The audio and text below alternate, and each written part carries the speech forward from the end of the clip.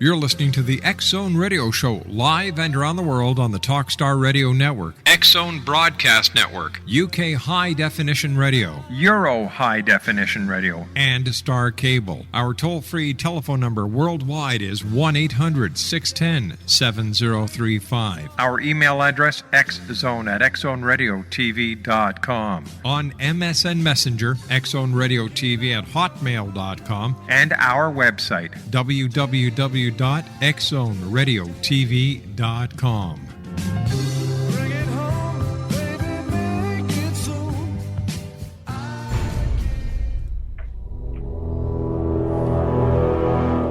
The X-Zone radio and TV show is largely an opinion talk show. All opinions, comments, or statements of fact expressed by Rob McConnell's guests are strictly their own and are not to be construed as those of the X-Zone radio and TV show or in any manner endorsed by Rob McConnell, Relmar McConnell Media Company, Talkstar Radio Network, its affiliated stations, or employees.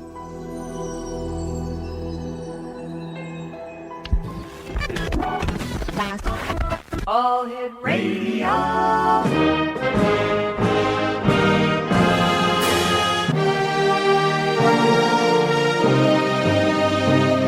Welcome to the X-Zone, a place where fact is fiction and fiction is reality. Now, here's your host, Rob McConnell.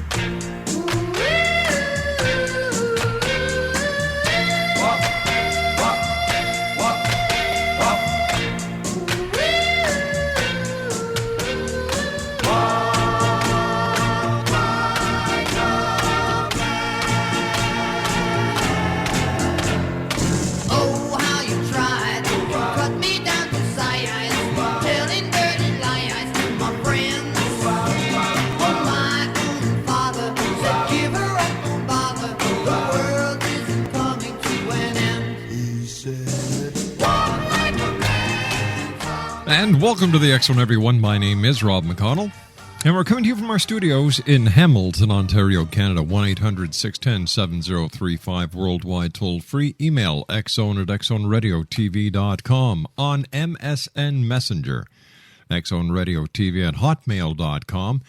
And our website, www.xzoneradiotv.com. Now, if you'd like to see the secret to UFO propulsion that has been revealed, visit www.videowaiting.com.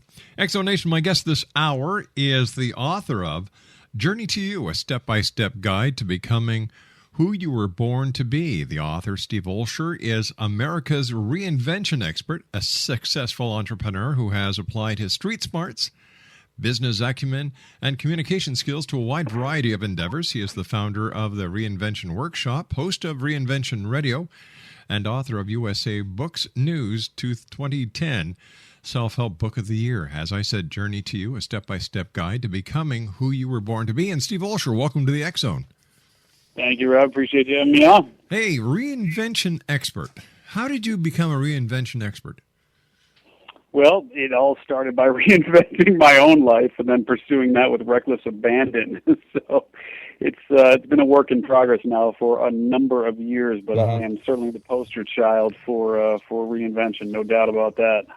Now, to propel your life forward and become clear on where you're at and where you're going, you offer 7 life-altering tips, Steve. What are they? I do, and look, the bottom line here is for a number of years I've been working with and studying and just interviewing some of the most successful people that walk this planet. And, some of these folks have really they're in the spotlight and you know who they are. And a lot of other people, however, are just kind of, quietly raking in 6- and 7-figure incomes, doing what they love to do while really avoiding recognition. And what I've come to learn in working with these extraordinary people is that their success is directly attributable to 7 key things and 7 key strategies. So one of these strategies that the successful implement and certainly do better than anyone that I know is they have this incredible sense and tremendous sense of self-awareness. they really take incredible inventory of who they are and their degree of self-awareness. I mean, really, it's far beyond that of most, and have just this incredible understanding of what makes them tick. So over the years, I mean, they've continually invested in understanding just who they are and have become clear on why they do what they do, and then, parlay these discoveries into assembling this really powerful inventory of gifts and abilities that just focuses on where they're specifically wired to excel and live their lives in this full state of consciousness and focus on what it is that their DNA really is programmed to do. And so just that's one of the tips, is really how can you become then more self-aware in terms of not only what your strengths are, but of course what your limitations are, and how you move towards focusing on that which you're really wired to do better than anybody else. All right, Steve, stand by. You and I have to take a 2-minute commercial break. We'll be right back. Exonation, Steve Olsher is our special guest. He is the author of Journey to You, a step-by-step guide to becoming who you were born to be. www.steveolsher.com. That's SteveOlsher.com. My name is Rob McConnell. This is The X Zone. We'll be back in 2. Don't go away.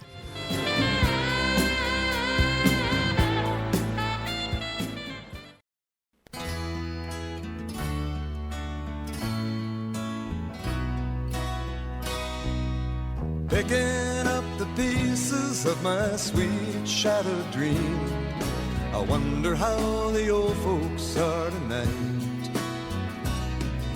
Her name was Anne, and I'll be damned if I recall her face. She left me now knowing what to do. Carefree highway, let me slip away on you. Carefree highway, you've seen better days, the morning after blues, from my head down to my shoes. Carefree highway, let me slip away on you. Explanation, Steve Olsher is our special guest this hour. We're talking about Journey to You, a step-by-step guide to becoming who you were born to be. Steve's website is steveolsher.com. Steve, before we went to the commercial break, we were talking about the 7 life-altering tips. Now, one of the tips we talked about was self-awareness and the importance of self-awareness. Now, what else can people do? Well, look, and again, these tips are based off of working with just many successful people over the years, and they seem to be common traits that just run through all of these folks, and so they just have this incredible sense of who they are. Number 2, they live life as if it's a blank slate, and the successful really understand that the key to living in a powerful manner requires just experiencing life without this filter of preconceived notions. And it's as if too many of us live our lives on rewind as opposed to record. The question is, really, how do you experience life in a powerful way without always rehashing and just throwing in little comfortable categories, things that you experience, and really try to look at it from the standpoint of, hey, this is a new type of opportunity, this is a new thing, let me approach this as if I know nothing about it. And that's really what the successful do, is they look at life as a blank slate, and they kind of treat that daily shower as a way in which to wash away those mental filters that might cloud their thinking. Now, Steve, it's no secret that 2010 was, really as bad as it could get for so many. We had the money situation, we had the auto situation, we had the folding of mortgage companies, savings and loans. How does our audience ensure that 2011 won't stink just as bad as 2010 did?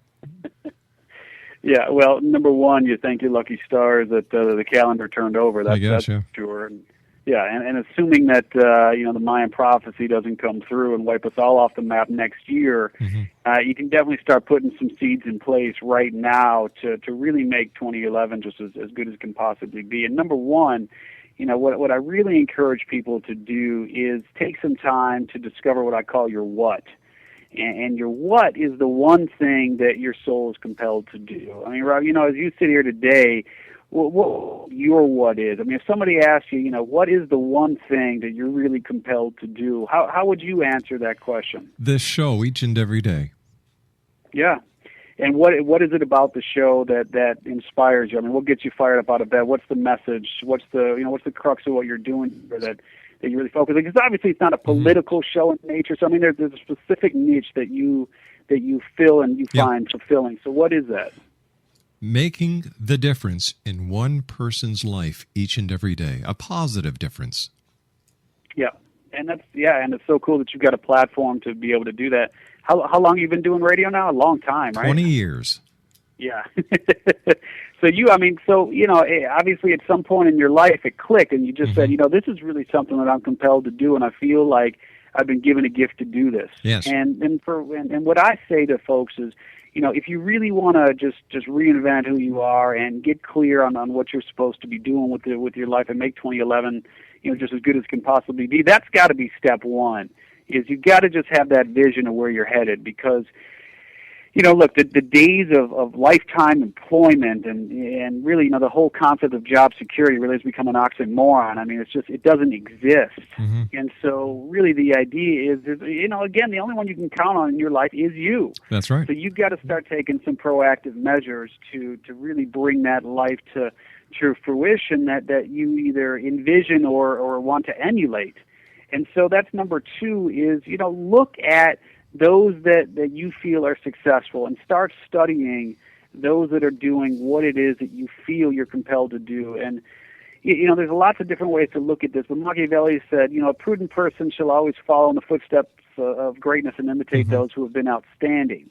And, there's certainly something to be said for that. But I certainly believe that, embodying the character traits and replicating the actions of those that you admire, I mean, that's simply brilliant. So there's folks out there who have already paved the road for you, and frankly, if you go online, they're probably giving away a DVD or have a blog or a book that'll teach you exactly how to get from where they were to where they are, and you can follow those same steps. So that's definitely a big piece of what you got to be doing in 2011 here is take a look at those that you admire and really just try to follow their lead and figure out how it is that you can leverage their experiences into something that you can turn around and do, just as soon as tomorrow. Sure.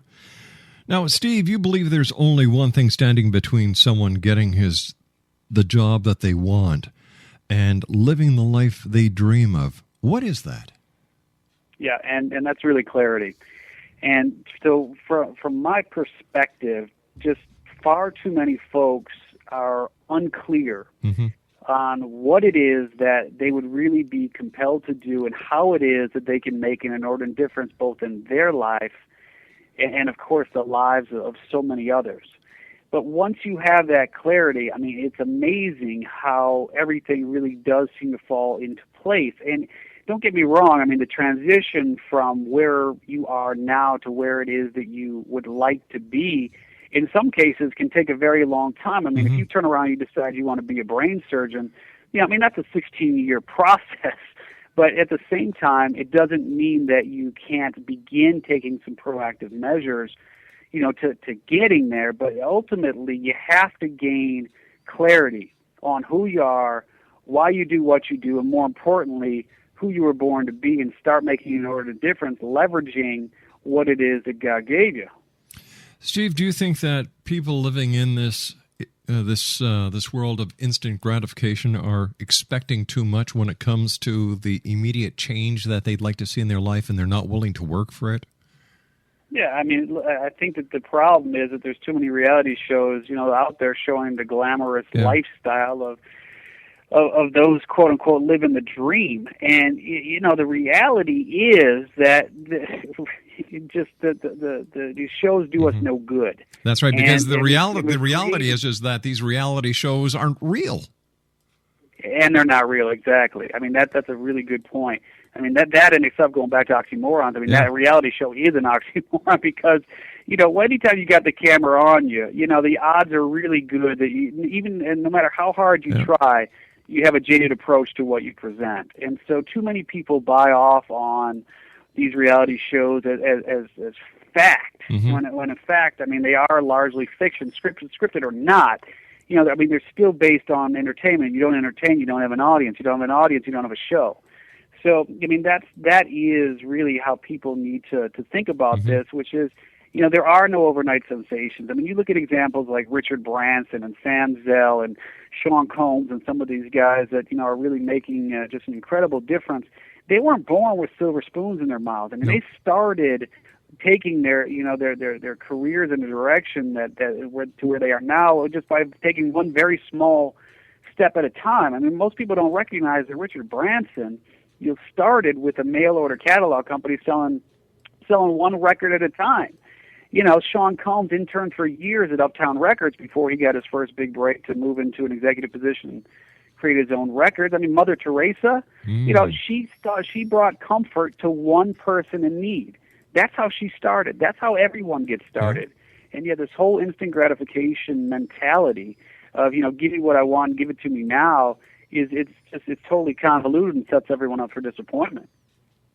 Not only that, I think it has to hold some responsibility for the situation that we find ourselves in these days, no matter whether it's in the financial arena, the stock market, or even in the industry. We have to understand that, listen, nothing comes easy. There's no such thing as a quick fix. Like, what's the old saying, no pain, no gain? Yeah. Or as Homer says, if it's too hard to do, it's probably not worth doing. I mean, that's that's the problem right now. I love The Simpsons, but leave it to Homer to create the mentality of exactly. If it takes too long or it's too hard to do, then forget about it. So yeah, probably time we turn on a different show or turn it off altogether. Do you really believe that until someone takes a look at themselves in the mirror and answers the question, "What is my want?" that they can never be completely fulfilled? I got to tell you that is absolutely how I feel about it. And people can argue about whether or not they can dance through life without really ever getting to where it is that they were destined to go and still be happy. And I mean, sure, you can look, you can be happy and have some degree of happiness having a 9 to 5 and doing whatever it is that you do, but ultimately, the only one you're going to have to answer to is yourself. Yeah. And when you're laying on your deathbed and you look yourself in the mirror, you got to be able to answer the question in terms of whether or not you shared your greatest gift with the world. And if you didn't, and you're comfortable with that, then who am I to tell you otherwise? But I got to tell you, from the work that I do and the people that I've just been following and working with and had the chance to coach and whatnot over the years now, once that fire is sparked, their lives change. And so, can you get to the heat without the fire? Sure. I mean, you can still have a passionate life and enjoy what you're doing, but it takes you to a whole different level. I mean, it's the difference between a windstorm and a hurricane. I mean, it's a whole different level. What was your inspiration for writing your book? Why did you decide to write this book and share this information with the world? Sure. Yeah, I'm a lifelong entrepreneur. As I was talking about earlier, I mean, we are each wired to excel in very specific ways, and you can try to deny it till you're blue in the face, but there are things that come naturally to you and things that you're just repelled by, period, and there's nothing you can do about it. For me, I've always been wired as an entrepreneur. I mean, literally since the time I could pick up a rake and try to move some leaves around, I've always tried to make a few dollars. And so I've parlayed that over the years into nightclubs and radio and DJing and catalogs and .coms and real estate and you name it, I've done it. But within a short period of time, I mean, it did become very clear that although I was doing okay, there just that fulfillment wasn't there. And I had a pretty profound experience with my stepfather, who was actually in the hospital on his deathbed, and I was with him in the ICU. All right, let's talk about that when we come back from this news break at the bottom of the hour. Steve, thanks very much for joining us. Steve Olsher is our special guest this hour. Steve is in Chicago, Illinois. His website is www.steveolsher.com, and Steve is the author of Journey to You, a step-by-step guide to becoming who you were born to be. My name is Rob McConnell. This is the X-Zone. Steve Olsher and I return after the news break right here from our studios in Hamilton, Ontario, Canada. Don't go away.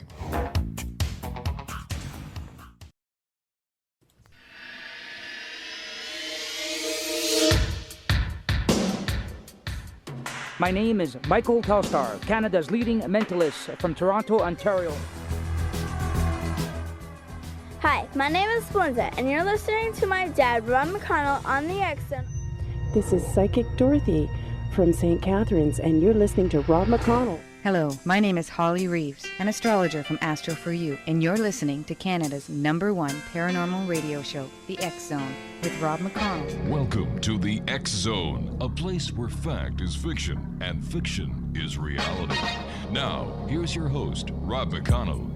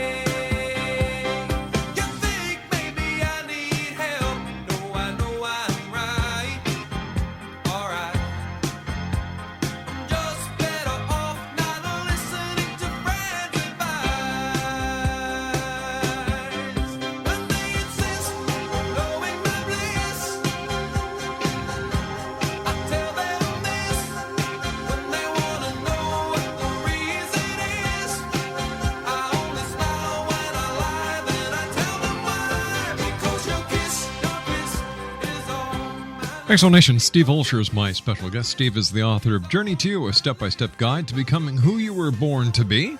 His website is www.steveolsher.com. That's SteveOlsher.com. So tell me, Steve, as well as the Exo Nation, how do you go about discovering your what? Now, you say there are 3 simple steps to discovering it. What are they? Sure.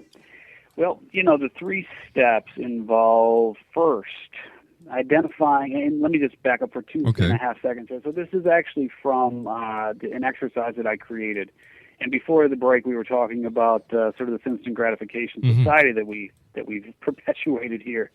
And the reality is that I actually did create this exercise for the instant gratification society because you can't fight what reality is. So realistically, some of the older modalities like Myers-Briggs and What Color's Your Parachute and whatnot, I mean, they're very helpful tools, but they were really built for the 20th century folk there. And so what I did is I created an exercise called the 7 Seeds of Your Soul, which literally in about 15 minutes will get you very clear on identifying the one thing you were born to do, which is what I call your what. And so I'll take you through those 3 steps. And those 3 steps are as follows. Number 1, we first identify everything that you absolutely love to do. And now this can be something that you did when you were a kid, a toddler. It can be something when you were a teenager. It doesn't matter when. If it would still bring you joy, you throw it on your list. And, of course, there's some of the obvious things that come up are, like making love and playing ball or, some of those things. Of course, whatever it is, you throw it on your list. And so the first step is identifying absolutely everything that you love to do. The second step is you then go ahead and identify everything that you hate to do and they just couldn't pay you enough money in the world to do. And in the work that I do, it's often interesting how just those first 2 steps of putting pen to paper and identifying really what it is that you love to do and what it is that you just loathe doing, how that just brings people to just the realization that, man, I'm spending so much of my time doing things that I hate to do and not nearly enough time doing things that I love to do. And so in and of itself, those 2 steps just really do open up some eyes. But the third step is really where your work pays off, which is there's basically a cross-pollination between the 2 columns where we run those 2 columns against the 7 Seeds of Your Soul, which are 7 questions that I created. And once you run the 2 columns against each other and against these 7 questions, it then really just floats to the surface. You're able to bring to the surface with pretty strong clarity what it is that you're really compelled to do and what you would do. The idea here is how do you live like a thief? How do you get paid extraordinarily well for what it is that you would gladly do for free? And that's the purpose of this exercise, is to bring that to the surface. And literally in about 15 minutes, we get to those answers. Why do people continuously do things that they hate doing? Like, why do they keep going to a job that they hate? They can't stand their job. And I'm sure that this attitude affects their productivity. as well as their own mental health and physical health. So why do they do it? Yeah, absolutely. And they do it because, look, everybody's got, bills to pay. Everybody's got mouths to feed. We all have responsibilities. But what I encourage people to do is first you have to create that awareness. See, so many people just, they kind of just lull themselves into this zone, maybe the X zone, of just really saying, well, this is life, and I'm not happy, but these are the cards I've been dealt, and this is the hand I'm going to play. But isn't that them taking the easy way out by not actually trying to get off their duffs and work towards a job that would give them the gratification that we're talking about? Well, I mean, hell, that's why we live vicariously through others. I mean, You look at these shows, you look at the Entertainment Tonight and the Access Hollywoods and why do people stand out in the rain for 4 hours just to catch a glimpse of one of their favorite stars? It's not because, that they just want to see them up close. I mean, all you can do is turn on the TV and you can see them anytime you want. I think it's because they hope that, a little bit of their magic is going to rub off on them so that they can then go ahead and pursue the life that they really are wanting to lead. And so, yeah, I mean, it's a sad state of mind, really, where people are just saying, this is who I am and there's nothing I can do about it. And what I challenge people to do is, get out of that 99.9% of the world who lives vicariously through others and become part of the 0.1. I mean, that's really where you want to be.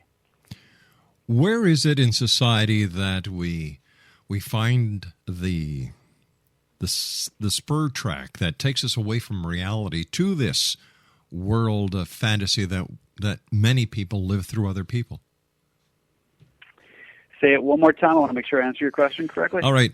Where is it in the development of the human psyche where we take that spur track, where we get sidetracked from that dream that we have that as a child that we work towards in our teens? We take all the courses, we do all the work, we hang around the people that can give us the inspiration to the point where, oh, geez, let's watch this show and live through this person. And what I'll do is I'll just work at the local store, even though I hate it, just because I have bills to pay.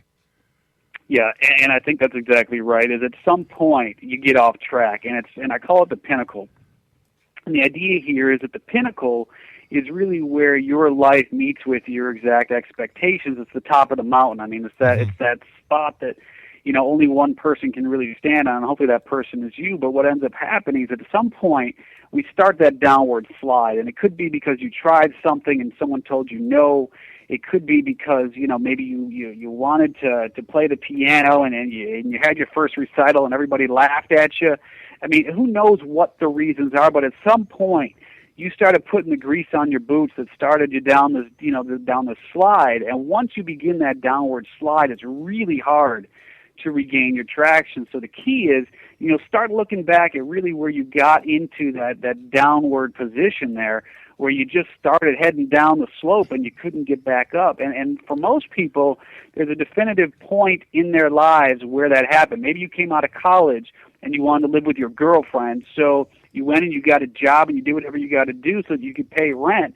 And of course, once you start paying rent, well, now you've got monthly obligations. Once you got those monthly obligations, that whirlwind just kind of spirals you down there, and it just keeps growing and growing. I mean, like a snowball.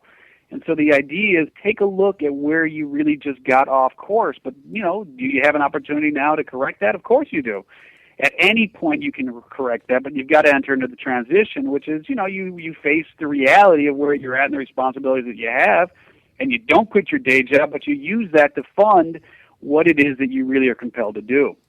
So how can people cope with these changes that are going to be life-altering to them at this point? They're going to have to do things that they never thought that they'd have to do. I'm sure it's going to up the stress level, and in many cases, give them some sort of grief. So how does somebody who needs to make these changes, recognizes that they need to make these changes, cope with the psychological factors that are going to be present now that weren't before because of these changes that have to be made?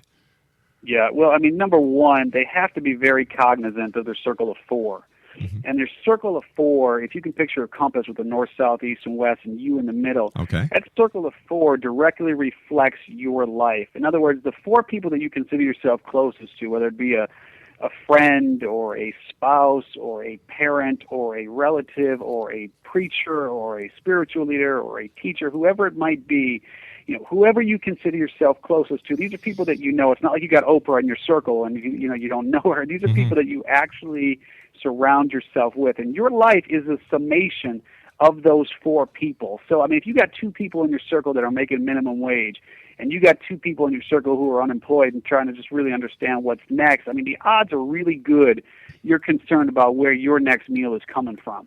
And so, you just have to take a look at that circle and surround yourself with people that will actually support you as you make your way towards who it is that you were born to be. And the idea here is, at some point it's nice to surround yourself with familiar faces, but at some point you got to cut that rope, as hard as it might be. If they're weighing you down and you're trying to soar, you just gotta let go. And so how you cope with it is you surround yourself with people who encourage you to get to that level. That's the best way. Reminds me of that old saying, it's so hard to soar with the eagles when you work with a bunch of turkeys. You got that right.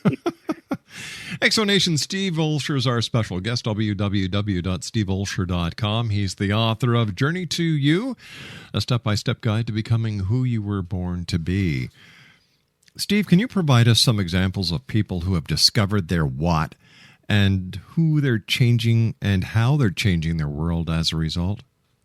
Sure. And, I think where a lot of people get sort of scared at this whole notion of, pursuing something so different is that they think they have to have this huge upheaval to really do something that is meaningful both, for themselves and, of course, for others.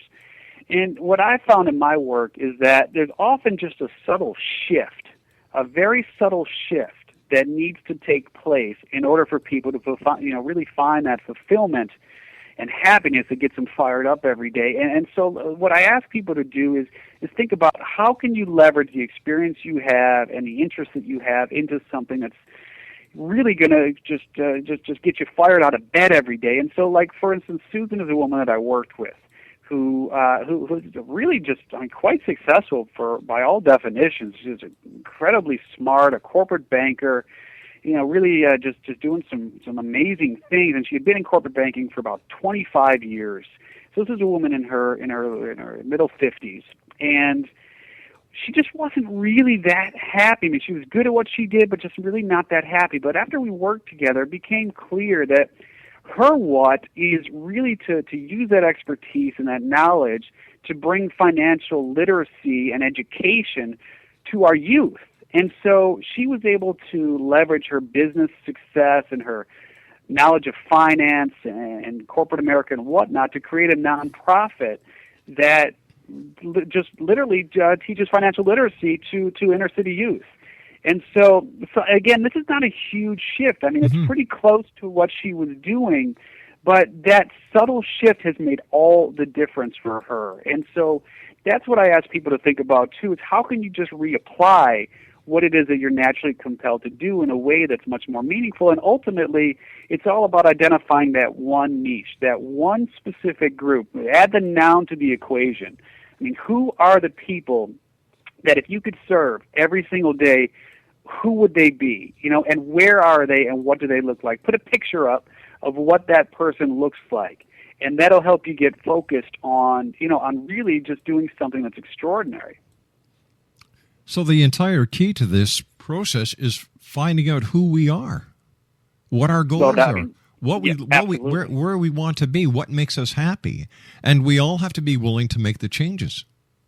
Yeah, absolutely. Because ultimately, look, if you're just scraping by and you're in a job that you hate, why don't you just scrape by and be in a job that you love? I mean, you know what I'm saying? It's like if you're making minimum wage and making peanuts doing something that you loathe, I mean, you might as well just, you're not, it's like, how far do you have to fall? I mean, you're at a point where you can go ahead and just do what you got to do. I mean, heck, wait tables during the day, and there's a lot of hours, or wait tables at night and do this stuff during the day. It's like there's so many hours and we make so many excuses about how there's not enough time and this, that, and the other, and ultimately look at your time. Are you spending your time or are you investing your time? Because those are the only two ways to use your time. And I really challenge folks to say, hey, I'm investing more of my time than I'm spending it. Because once you get to that ratio, oh, man, everything changes.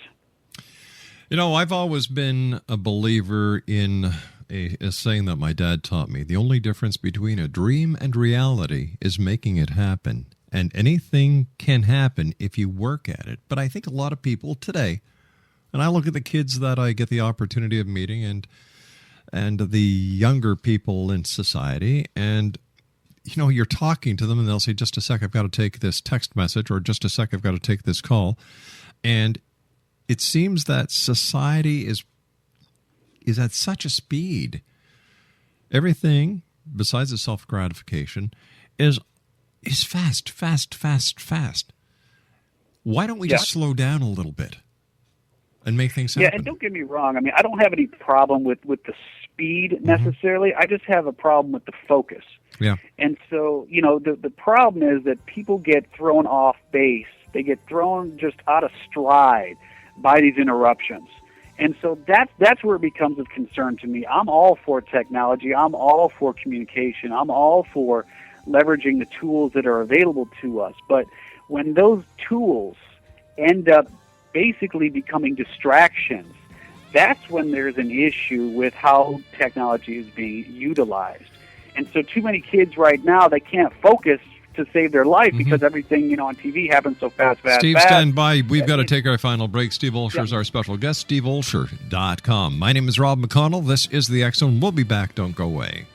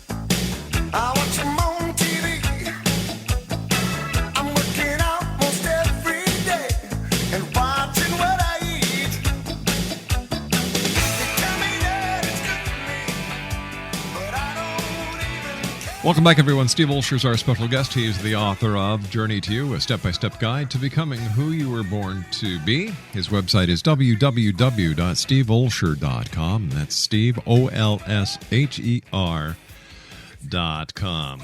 Steve, what about those listeners who simply can't quit their day job and have bills to pay and mouths to feed? How do we get them to have enough faith in themselves to make the changes that are necessary in order that they can have the life that they were actually born to live? Yeah, and of course, this is just a huge concern for most, and it's really hard to get folks to embrace change. I mean, that's just the nature of the human condition. But what I have come to find in working with so many people now over the years is that when you look back on your life, you will absolutely regret failing to act every time than you will taking action and realizing what other people call failure. Because, frankly, there is no such thing as failure. I mean, it's just one of those terms that weak-minded people throw at those, you know, who dare to soar in an attempt to bring them down. And so what you really got to do is you got to say, look, I have options. They may not be the best options, but I have options. And the key here, as I said before, is really you got to keep your day job. And I will never be one to tell people to quit that day job. What I say is, you know, let your day job fund your transition. And your transition is like a recipe mixture. I mean, right now, 100 parts of your life is comprised of that you don't want to do, and 0 parts of your life is what you do want to do.